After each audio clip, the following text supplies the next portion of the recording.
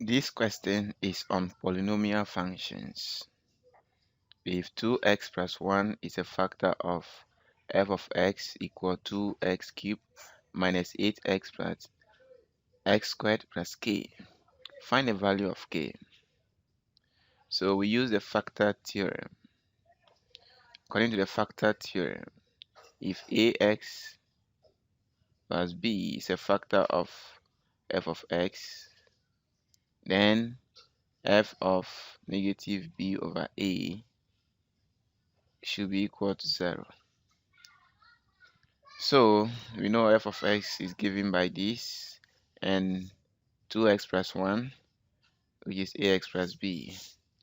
So f of negative 1 over 2 should be equal to 0.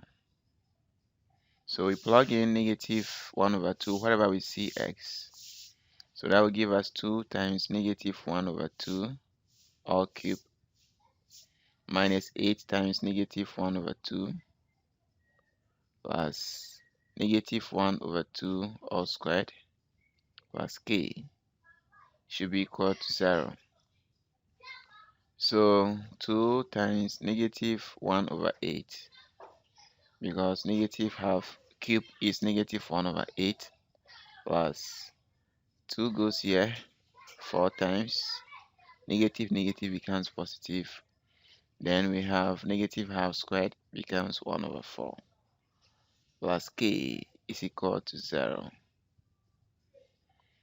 So 2 goes here 1, 2 goes here 4 times. So we have negative 1 over 4 plus 4 plus 1 over 4 plus k is equal to 0.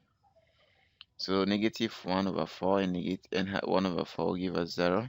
So we have 4 plus k equals 0. Therefore, k will be equal to negative 4. So the correct answer is option A.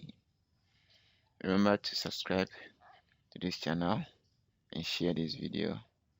Thanks for your support.